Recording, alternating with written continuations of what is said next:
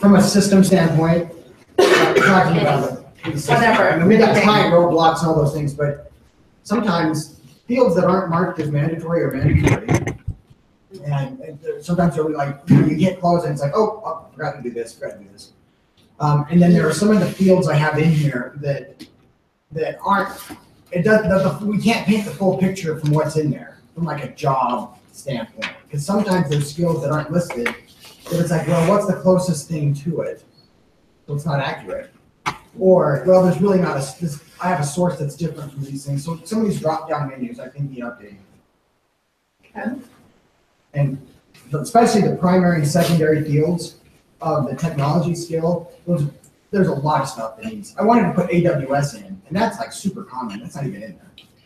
So, If they know on those, you can always say you know. is that the What does easiest way to do it? AWS stand for? Nobody knows. Amazon Web Services. Huh? Amazon Amazon Web Services. Oh, okay. I didn't know what that But there's probably, I'd say 1 out of 5 technologies I go to put in there isn't there because of the new things, you know. So that would be helpful to.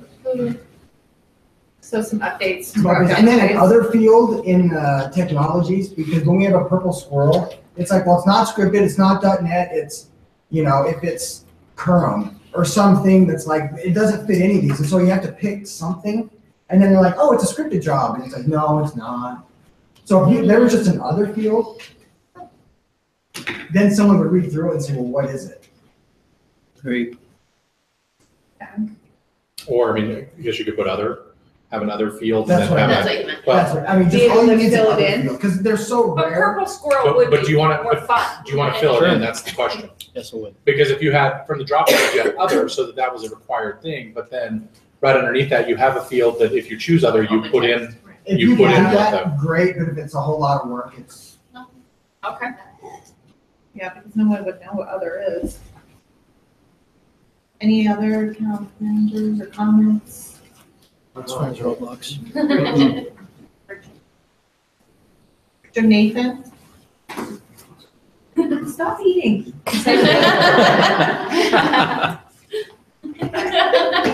We're all starving, you know, while you chew. From the system side, I can't go through the other roadblocks. I like what Chris says. I run into that quite frequently. I'm just not sure what to put, and I feel like I'm miscategorizing the job, which is just going to recruiters, which is just going to make the entire process longer. Do you guys have roadblocks when closing a job, maybe not from a system standpoint? Any other roadblocks? Yes, my clients don't say yes nearly often. Outside of that. And this isn't a closing a job, but this is one we've talked about before, is if I don't want to close, I don't want to end a job too early, because then it will drop off the timesheet of the consultant. And so I'm thinking, even though it would be best for the company if I went in and said, I know the end date, if it's before the next pay period, then it won't show up on his or her time card. And so then I don't close it. And then what we end up having is, oh, you forgot to do the end of the closing report on that job. And so that's a technical something that can be fixed. That's a good That's point. a hard one for talent over, unfortunately. We've talked to them about that a lot. Yeah, because I've got end dates right now for the end of the year, but I haven't done the closing report. And that's partly why we have the estimated term dates, Yeah. or estimated end dates, so we're. It's a good workaround. Okay, what about roadblocks for submitting candidates? So from a recruiter standpoint, any roadblocks there from a system standpoint or maybe a non-system standpoint?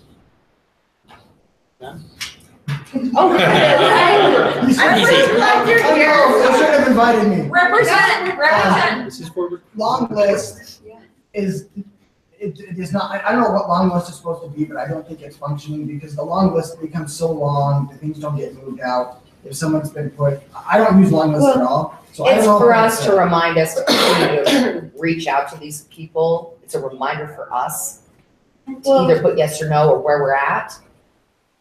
When I Just look so at you my know. report of long list candidates, it's like forever long. Is it- Because What do nothing you ever do? left. Is it inconsistent? In the long list, once we hit applied or applied on own, or no, should take It it should take out. them off your list. It should take them off the active list. So if it says It yes, doesn't? or if there's nothing in there, then it'll be on there. I mean, PJ's told Okay, us to I'm look gonna, at that I'm every gonna day. say that that's a side conversation that we'll take between you two, so you guys can help them understand what the function of that is and move it to the next. Or because it's not applying to us understanding what we can do to help with it, so we can keep the conversation moving. And I'll put a note here that you two need to get together to help each other understand. Rachel. Yeah, Oh, it is time? time. Okay. Okay, sorry, we're trying to keep it. We Yep. have So just so look at many. me for the time.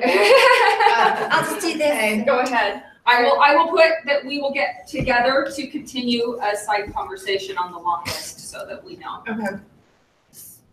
Is that time for me or time For the next, are we doing every other group? Yes, Okay, time for the next group. We'll come back around. we'll come back around. Yeah. We just want Yeah, to we keep it just get through going. each group once and then we'll back. Yeah. If we don't have time, please feel free to send me your talk over suggestions, Yes. questions, changes. Like you said in the question thing, no promises in this, but we are looking for more. Sabi, you can just stay right there. Okay, so we have some questions for recruiters and managers, account managers. And the first question for our recruiters are, what are the biggest challenges you have in closing an offer? That's. What? Well, this would From be, an operations This- standpoint. From an yeah, from an operations operations standpoint. standpoint, when you close an offer with a candidate. Well, in the past, what has gotten better for me is just finding out what, offer letter, things of that nature, but we've gone over that and it's getting much better.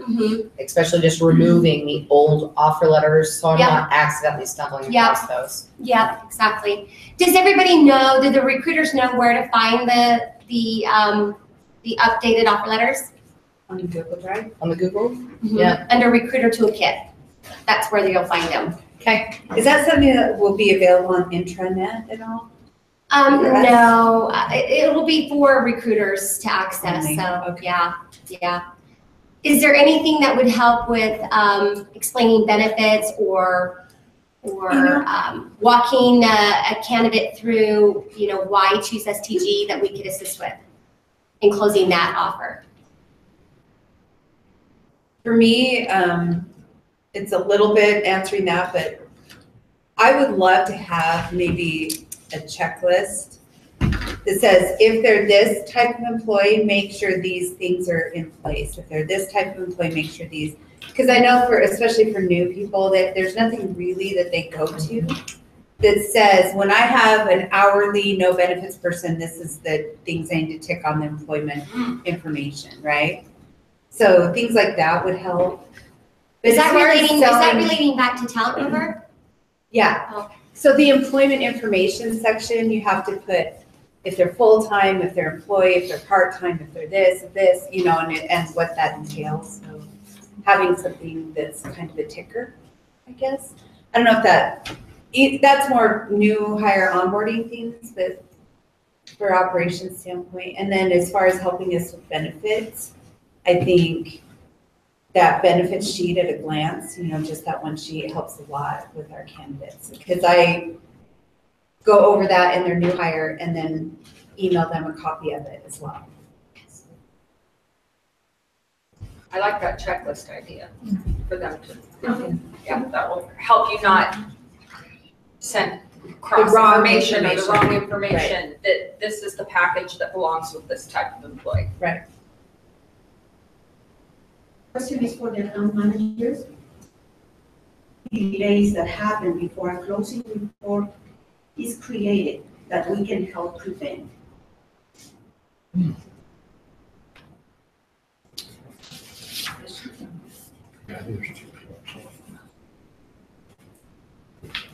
I can't think of any big ones.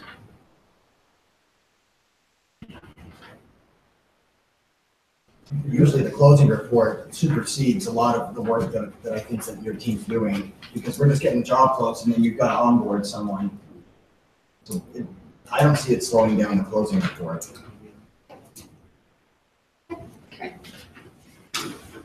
And these other two are for recruiters and account managers. So what additional resources can we provide to you with the benefits team that we can help you answer questions that arise when you're meeting with candidates or consultants? For example, would it be helpful to have a list of information for H-1Bs, OPTs, ICs? Is there any additional resources that we can provide to you that's a quick checklist or a cheat sheet? I think normally the cheat sheets are would be helpful. I agree with that too. Thank you. Do the account managers have a toolkit as well as the recruiters? Or do you guys share a toolkit? I don't think we have a toolkit.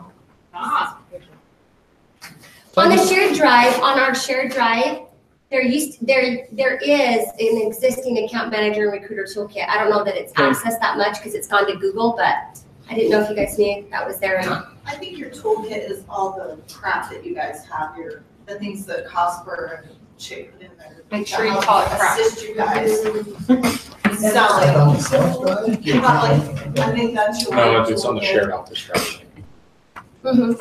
So I think that I think a toolkit would be great. I actually met with a consultant 2 days ago, and I think he's been here for about, I think more than a year. And Matt Cosper and I were talking with him, and he was like, oh, I had no idea the overtime, how that works. And I was like, wow, he didn't understand fully what that meant as far as the communication back and forth with the client. And so I think having more of a cheat sheet that goes a little bit more in depth with, hey, this is what fully it means. Because I mean, we have those in our new hire lunches if you understand the overtime and whatever, but to have more of an in-depth, hey, if you need more information on this, this is what it entails. And to go off of that, would it be helpful for you if we have a member of the benefits team attend those new hire lunches or be available when you are having interviews with candidates that we could be present to answer any questions that may arise? Would that be helpful? If you guys certainly wanted to, you're more than welcome to, but I think, we've been doing the new hire orientation. I don't know how well that's been attended by everybody. Are you talking the incentive? The incentive. Okay. I don't know. I don't think it's that big a deal. If you guys wanted to, you certainly could. Well, yeah, and if there's any information that we don't know, we always let you guys know, so when orientation happens, you could be more in depth. Yeah. I think just probably take some more time away from what you guys. Thank you. Thanks, guys. Great. Our turn, I guess. Okay, well, the admin team's a little bit different, I think, than a lot of the other departments, where we uphold policies and we make sure that we go through checklists to make sure everything's taken care of in our day-to-day process. So our questions are more geared towards what do you think and what themes are you hearing from the candidates, clients, and consultants about their experience with the admin team? And what we're looking for is how can we improve that experience? When I do reviews with my folks, I ask them, I said, how one of the questions is STG feedback. And so I will give them my feedback on how I think they're doing, but I also solicit feedback from them on how we are doing, we as in STG. And I can honestly say I have not had one bad piece of feedback for the admin team. Kudos to you guys. You guys are on it to answer the questions that come up. I've not had any issues, any challenges that way. So just keep doing what you're doing from my perspective. I think they like that you guys know them. Like when we do parties and things like that, and you guys are there and you have a gift for them or things like that. And I think you guys go out of your way to know each candidate, what their name is, maybe about their families or whatever that is. And it's very apparent and they feel a part of the company because that's what you guys do. So I'd say keep that up for sure. Okay. And then as far as the company WIGs, where do you see us impacting the most? How can we impact any WIGs the most? Do you have any ideas for us? I think in retention, right? Can you be more specific? Like what I said, with knowing them, with making them feel like they're a part of us as retention happens, you know, and they stay on longer, and, you know, just having the knowledge, like, I think because you guys are right there too in the front, you're the first line of sight, you know, so they may ask you questions or Relationships. Just, I think, and I pass on this feedback, people love how responsive we are because most consulting companies don't Yep. treat their people that way. Right. And I think one thing that we are good at that we can continue is acknowledging that you're working on something, even if you don't have an answer. Yeah. So I asked a question about utilizing Pluralsight license, and you or somebody sent me an email saying, oh, I'll get to that and just, you know, I know what it is, I'm gonna get it for you. And then like 3 minutes later, you had an answer. But it helps them to see, even if it's, oh, I'll get to this later today, I have some other things I need to get to. So I had another one, I talked to Kelly, and I appreciated her saying, I have these other priorities, and it's like, oh, that's fine. But I know that I've been listened to, and people love, because it's an important thing to them. If it's important enough to send an email or make a call, and as soon as you can respond to say, this is important to me too, here's my plan. Okay, that's helpful. One more comment too. Obviously, our priority is to close jobs, but I think sometimes we get into the whirlwind of, hey, we've got to accomplish this and this and this, and I want to add this on top of, you know, getting the relationship moving with the client. I feel like you and others admins have been so quick to respond. I mean, I think a great, you know, courtesy is, you know, at least 24 hours, but you guys are always under that. So, and that's important for us to keep that consistency. And so, thank you. You're welcome.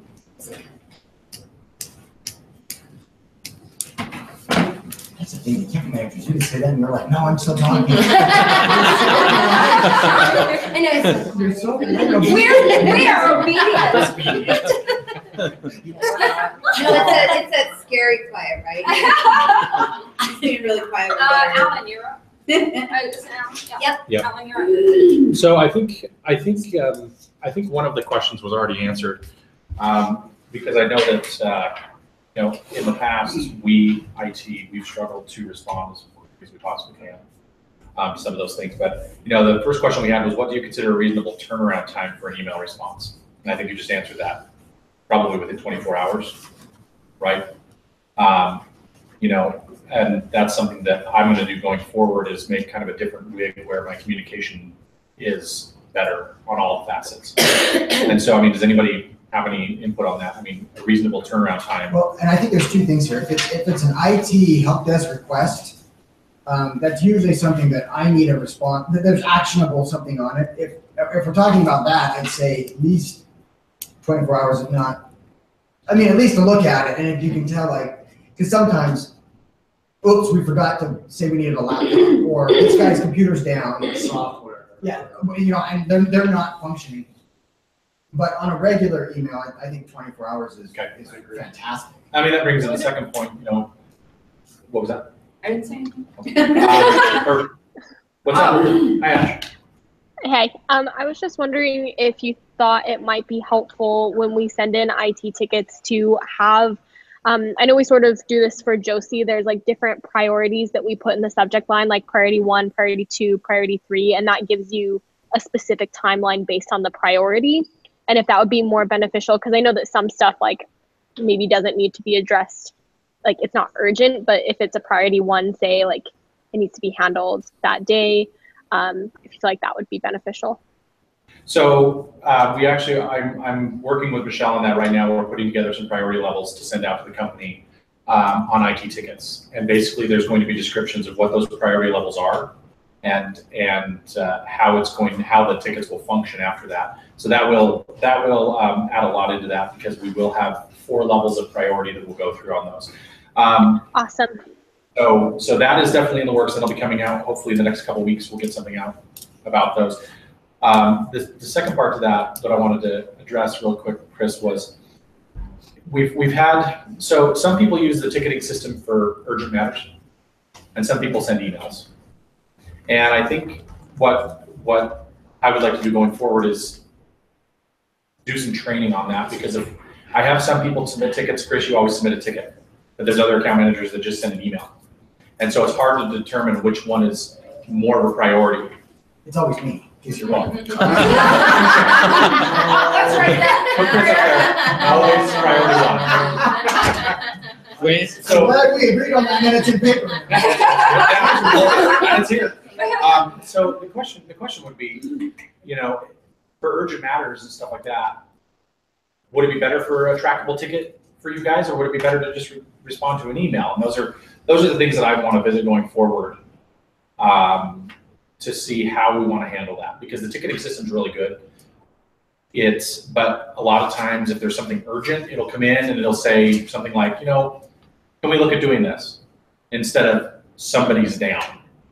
And so it's, you know, it gets, One is a conversation and one is a request. and we're going to put a priority level in for conversation instead of a request. And so we'll be able to assign those. So when I assign the tickets, you know, it'll come back with a priority level. So I would think that together with some training and train us to, you know, make sure we're using the ticket system. Sure. Because that, if it helps you work better, we should be able to accommodate that. Right. There's no reason that, because I've seen, when I've sent something that should have been a ticket gets generated anyway. So that's a reminder, oh, yeah, I should have done that as a ticket. Sure. Would it be possible for those of us that do tickets, submit a ticket to get an email back when you opened it? So we know you viewed it. Yeah, so when that gets assigned, there will be a ticket, there will be a response that goes out saying this has been assigned to this person. And then, I mean, we did have a cadence at one point. It's kind of fallen off since I've been handling everything on my own. But basically, I want to, when the ticket's accepted, we'll put a little note in there saying, hey, we're taking a look at this. We'll get back to you within, you know, depending on the priority, we'll get back to you within 2 days or, you know, 24 hours. Whatever. That might eliminate extra follow-up.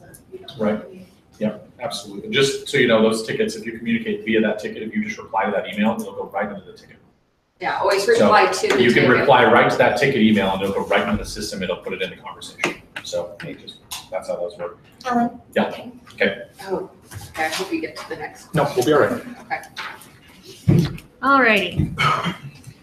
So on our list, we have several questions. A couple of them are already in the works, and so we can spend more time on those individually with the finance team. But something that we've changed recently, but we would like some feedback on are the pay stubs. I know they were kind of a tender point. I know that the policy for the company is to physically hand something to the consultants on a regular basis so that you're seeing them and also seeing the client. We removed that. Now we have newsletters going out. Do you have any suggestions on what those topics consultants would like to see, or any other things that that you would like to touch base with your client, or not your clients, with your consultants with? Just kind of any ideas? It was nice to have the pay stubs, but if it's more work for you guys, I'm fine not doing it. Well, the work part isn't an issue. It's more of the pay stubs are available online. Sure. Right. But what good information can we give to the consultant? That you know, pay stub, they can get it online, so that probably goes envelope and everything into the garbage. But if they have something in front of them that they can look at and say, hey, this is fantastic information. I know what to expect in the future, or whatever. But I know every other pay period is a calendar. Yep, so those go out. But then with the calendar, we can provide something, and then on that other pay period, we can provide. If there's something to provide, I think it's fine, but I don't want to just keep having papers, just keep having papers. Sure. Absolutely. So I don't have something at one time. I wouldn't hurt my kid. Take a can bar. That's what he gets to. I don't do anything about it. That's what I've been doing. Yeah. So you've just been given a treat. Absolutely. Mm-hmm. Ashley, I just was gonna say, the more that we can go green, I think that's an awesome idea, just to kind of minimize the amount of paper that we're handing out on a monthly basis, just to hand it out and have something to give them. But if we can focus more on customer like retention and employee retention, and like Ron said, give them a treat, or you know, bring them a favorite, I don't know, bring them their favorite coffee or soda or drink or something like that, that would be a lot more beneficial. I know what's been happening recently is, I don't know who does it, but like you put the names on the calendars and That's coming from From above. That's coming from God. Craig is your God, and that is coming from Craig. Can I worship another deity then? Because that is It came so. from Craig to me, Crystal. Yes. It came from Craig's lips to my ears. I think when we're doing just the calendars, we haven't been doing that because it's inefficient. You got to go through everything. The admin team has to go through everything and sort it. And then you guys then have to make sure, oh, am I giving this to? I love me a Joe as list opposed to- that I can cross off. But if I have to go through and be like, okay, where's Melissa Weber? Oh crap, I gave Melissa Weber, that means that I've got to give his to her, so that I don't have Matt Wernies go to James Kerrigan. I know. I don't need that. We're willing to facilitate it in any way possible. Our teams were doing it in whichever way, but we were actually asked by your director and your VP to put the names back on But it. they're not doing it. Yes, they're I not know. doing it. They should have asked. I would like to ask that everything that No. goes to these guys is sorted within the individual. Well, you know what? Let's take it offline because it sounds like we may go to just treats. So let's take it offline and go from there. Okay. And we hear you. It would be less work for us. So we hear you. So my question for you, No name. The list, keep the list that we can mark off like visited, check. Do you give me one page? But don't name that piece. Yeah, don't. Right. so you guys know that's easier for us as well. Yeah, Yes. Should be. you're heard. We hear you. We hear you. We feel you. We love you. So mine are more for the recruiters. What kind of reporting needs do you have? Is there anything that you don't see on your dashboards right now, or reports that you would like to see to help you? I have a thought on that just as the sourcer, like anything that on the dashboard that's showing for the recruiters, there's a few things that I'm still not showing on that I would like to be added to just so I can see how I'm contributing to the team. For like submittals, year to date, month to date, weekly, just basically any report that they have, I want to see how I'm contributing to that. So there's a few things that I'm on, but there's a few things that I'm also not on.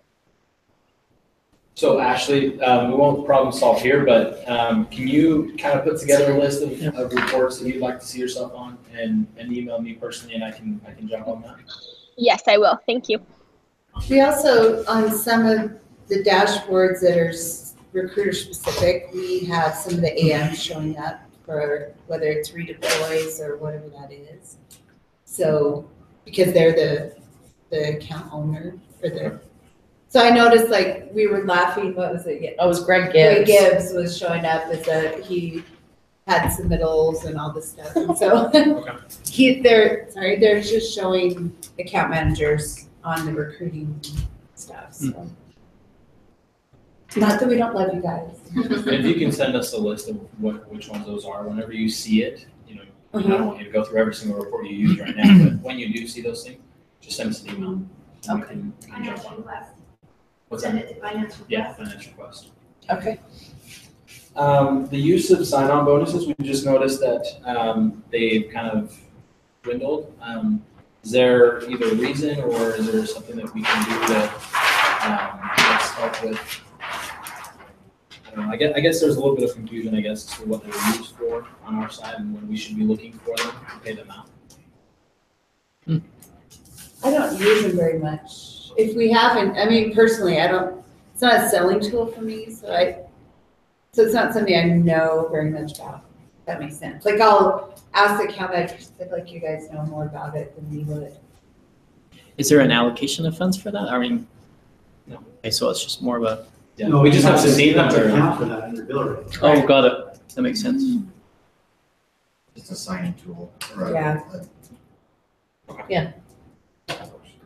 And then our last question is there anything in that you guys are doing that's manual that maybe we can help automate in Talent Rover? Using Excel or Word or anything like that to track anything that.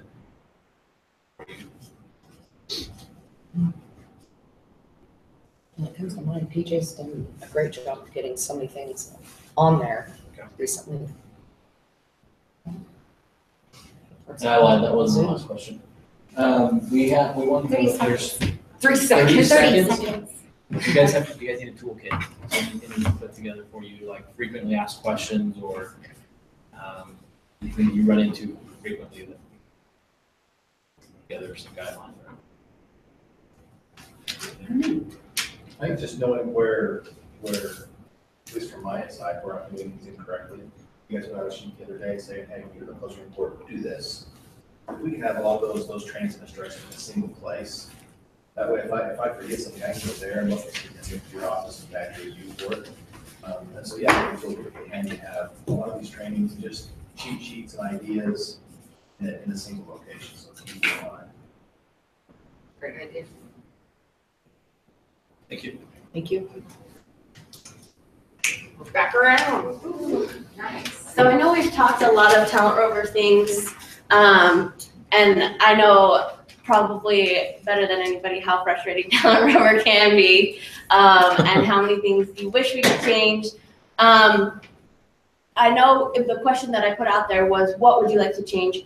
But also, is there something we can do differently to help you let us know about issues or let us know about things you would like to see changed? So how could we help that process be better of letting us know about issues within the system?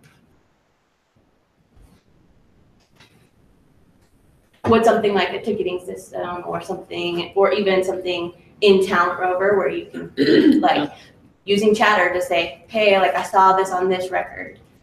Would that be Definitely helpful or useful? I think a chatter would be great, just dedicated to you guys. Okay. Yeah, or a ticketing system too, because I know a lot of times you get people that just pop into your office all the time, right? And I think from my viewpoint, it would be easier in your world if there was some type of ticketing. Well, and I mean, I want to be as accessible to you guys as possible in answering those questions. So I actually prefer that you come in and talk to me about that situation, because half the time, if you're sending in an email, it's really hard to explain the whole situation of what's going on. And if I see you, I can ask you questions back, get what kind of thing you're looking at, see if it's happening more than once, that kind of stuff. So that's kind of why I've not gone towards a ticketing system, is because it gives me the chance to interact with you and ask more questions. Chris and then Matt. I know one of the ways I spend a lot of time at Talent Rover is entering contacts. And I don't know if there's an easier way to do that, but it sure is a pain. Because every time I have a contact. Do you have EBSTA? I do. I tried entering it to Roadster once, and maybe I just need a training on that, because it's to get it to fit into all the different fields. This one has to go from active to not applicable, or else they're a candidate. This one has to go from not active to active, or the thing you got, put the things in. But it would be nice, and maybe it's just a training issue that I don't know how to do it. Yeah, we can definitely talk about using EBSTA to putting contacts and find ways to make that easier. Probably did that acronym. Is there an acronym? No, I knew it. I did it and I knew it was wrong. Okay. Matt. My question is, when I'm entering jobs or entering other things, there's some features that I would prefer to have more in there. So if there's something maybe in Talent Rover where, hey, I would like to make this change rather than to come to you every time on that, is our ability to change multiple things? And it sounds like we have that kind of a subscription where we can change a lot of things in there, because sometimes those subscriptions we can't really change that much. So. Yeah, our system is pretty. Yeah, we can change a lot of things. Okay. There are certain things that we can't change. I try and stay aware of those things and let you know as soon as I can. But often if you come to me and you're like, hey, I'd like to see this change, I will either let you know then or look into it and get back to you. So you can always come and chat with me and be like, I'm seeing this would be helpful, or this, I need this changed, or especially like drop downs, like we kind of mentioned earlier. If there's something you would like in a drop down, just ping me on those. You can always just send to me. You can even put it in chatter, just at my name. So you can put it on that record. I don't care where you put it in chatter. You can always you don't have to leave there to go to an email to send it to me. Just use chatter, and I'm happy to respond to you there. Great. Anything else? Any other Talent Rover suggestions that you'd like to talk about now? Awesome. So if you have any others that you come across, please, I'd love to hear about them. So send me an email or stop by my office. I'm happy. I need someone to tell me. But I don't think I'll be for it. All right. So we've actually gone through, for the benefits team, a lot of our questions that have been answered by other people's questions. But one thing I want to throw out there is, as you know, we've just launched the new employee intranet site. We've had a lot of great feedback from that, but that has a lot of different components. It's got documents, it's got resources, it's got training, it's got, you know, a lot of requests identified in there. So, you know, that can actually be a tool that can help both account managers and recruiters. Now, they'd have to have an SDG email to get to it. So for recruiters, for candidates, it may not be something that you can give them, but you can access it yourself and be able to identify some of the questions that a candidate might have pertaining to maybe some incentives that we offer, or some benefit questions that maybe you're not as familiar with. For account managers, if you've got consultants that are struggling with anything or have a lot of questions or need additional training resources, go ahead and look through the employee intranet. And if we're missing something, you know, let us know. There's the contact page, and it automatically sends us a benefit request email, and we can look at that and see how we can enhance it. We continually try to make it better as we go. It's not going to be stagnant. It's going to be something that we take it and make it better and bigger. So does anybody have any questions about the employee intranet and how you can use it? Okay. I can use a minute of your time. Sure. Here, hands to you. I have heard a theme as I've been note-taking about toolkits and training and putting everything in one place for you. And in looking at your time, you know, time is so precious here. And meetings, there's a lot of meetings that happen. And for our teams to train you, that usually means a meeting. And we've been really good at putting together training videos and putting them all in one place where you can get to them. But the question is, what do you prefer? What works for you? A meeting where you're trained in person, where you can ask questions, or having videos where you can go and see. We try and make them little clippets. So they're not like this massive video where you're, you know, falling asleep 10 minutes in. We put them in little categories so you can learn as you go and go in for 5 minutes and say, oh, I got that, now I can go to the next thing. What, in your opinion, would be better for you and a better use of your time, or what works for you? The videos, or you know, an in-person training, or a combination of the two? What would you guys prefer? I mean, obviously we have a ton of meetings, so I mean, Gene videos, or those little snippets that you do, I mean, those are always helpful, because then we have 5 minutes at our desk, we can just go through it and study up on it. Yeah, but I mean, there's a lot. I mean, I think it's more time for us as AMs to come to like an hour meeting where we collaborate on that. So. Chris? I'm just going through the I've never been on any of the videos, I'm sorry. Yeah, I didn't even know they Neither were. I didn't know they were better. I'm kind of looking at I didn't it either. there, but I find if you really want us to do something, come give us a resource and come talk to us and our account managers in one of our Tuesday or Wednesday meetings. And just Let you know the videos are out, so spend 10 minutes or 5 minutes in a meeting, say here's where to find the videos, they're published. You know, maybe give you a small, you know, maybe show you one little one and say, here you go, here's the resource. And then maybe come back and talk to you and say, maybe give you a timeline, like, hey, here's the timeline. We are gonna check back with you in a couple weeks so that you're held accountable to watching them. And then come back and check in with you. If it's really important that we watch it. Well, I mean, yeah. If it's just a resource that we know is there when we need it, that's different. Well, it will be, so there has to be some sort of accountability, because if we say to you, you know, if you say, hey, we want this and we want the training and we, you know, we really would like you to do this, and we put the time and effort to put it out there, and then nobody looks at it or watches it, then that's a huge waste of our time. So if you guys ask for it and we say we're gonna do it for you, then we would end up coming in and saying, we've published this for you, here's a timeline of 6 weeks, whatever, we're gonna come ask you if you did it for sure. Or, Well, I know- or there would be no point in us doing it for you. There's So- a way to, I mean, there's some places I've worked out where when you're done, you print off a certificate, that says Yeah. I completed it. Yeah. And then you basically are saying you own it, right? Right. But Kyla, she can't talk on the speaker for some reason. Right. But she said the biggest thing is having all documents in one place that we need to access. Google Docs or Server or both has the exact same thing. It's more access to info than anything from my perspective. Got you. Okay.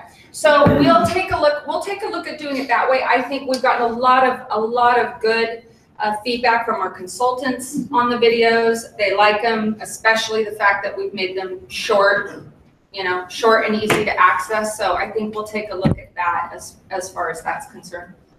Yeah. Okay. Cool. Who's next? Thank you. Okay. Kind of goes along with what we were just talking about, because we want to know also, you need a toolkit. We have updated and streamlined a lot of processes this year. I mean, we put things out there on Talent Rover for you guys where you can just click on it and have those, readily available. But are there things that we have streamlined that you don't know where to go? Maybe we have put them somewhere that you have questions on, that type of stuff. I probably don't know where to find them, just to be honest with you. Okay. Just a simple, I don't know. I don't know what I don't know kind of scenario, but I'm gradually learning new, and so maybe just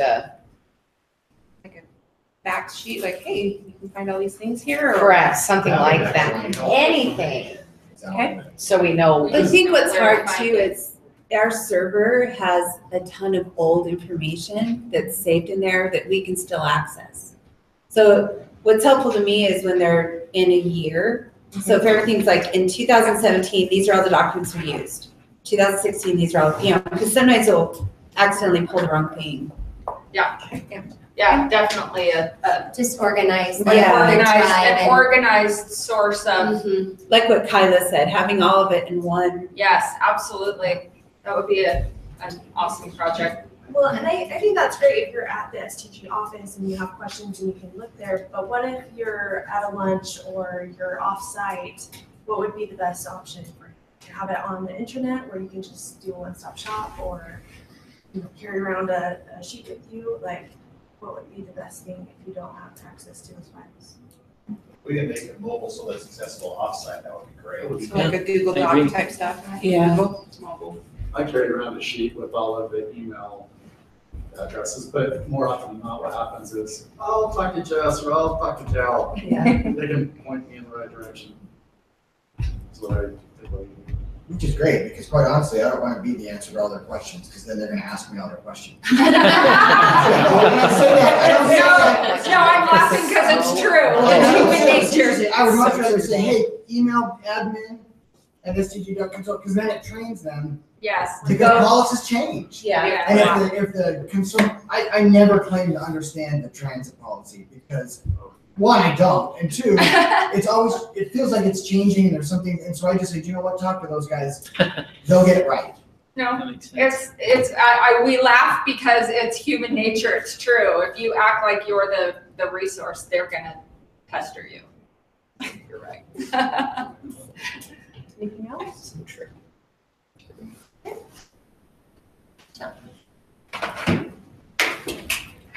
You have IT? Yep. Yeah. So the last couple questions, one of them, We've I got guess, about 5 minutes too, okay, so. I guess is directed to account managers. Is there anything that IT is doing that is affecting the speed to market for these guys?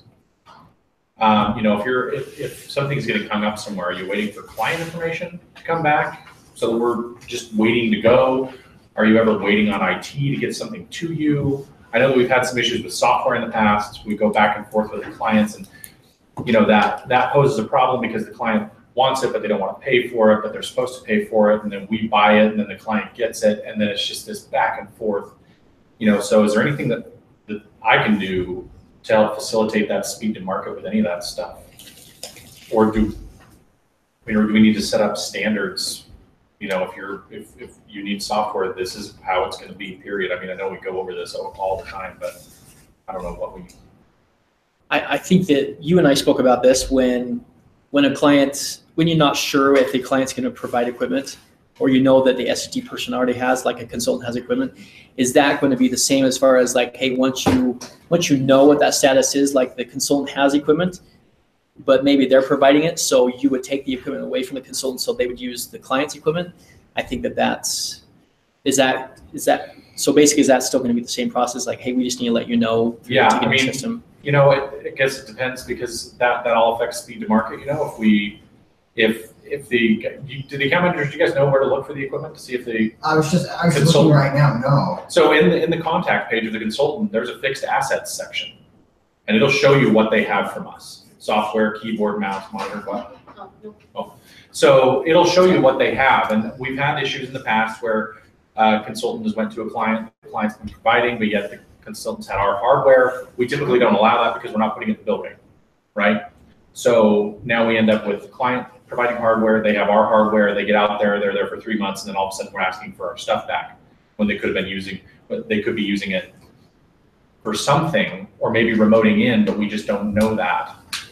So all that stuff's there, you know, it's all on the contact page, and if you know, that's the first place to look for that. But I mean, typically, if the client's providing, we're taking back the hardware that we've issued. So I mean, because I just called you yesterday. Couple days ago. Yeah, it's like, hey, does this guy have hard equipment, or is he using? So that's good to know. Yeah, and so it's in the contact page. It's in the fixed assets. You can see what they've got. That's great. And that's pretty close to accurate, 100% accurate all the time. So. To answer your question, when it comes to speed and market, I don't think I've never had any issue.